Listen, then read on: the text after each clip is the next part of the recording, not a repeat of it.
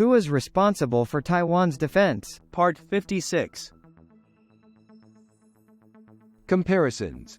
Taiwan versus Manchukuo. A brief comparison of situations of Taiwan, 1895 to the late 1940s, and Manchukuo, 1932 to 1945, will be helpful for eliminating confusion in regard to the proper disposition of territory after surrender ceremonies. Following the Mukden incident in September 1931, Japanese troops invaded Manchuria in northeast China.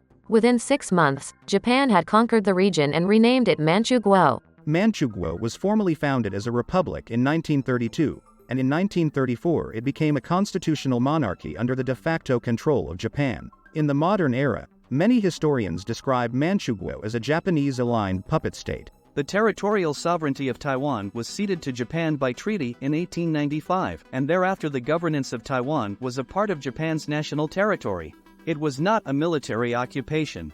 The founding of Manchukuo, however, did not involve any transfer of territorial sovereignty by treaty.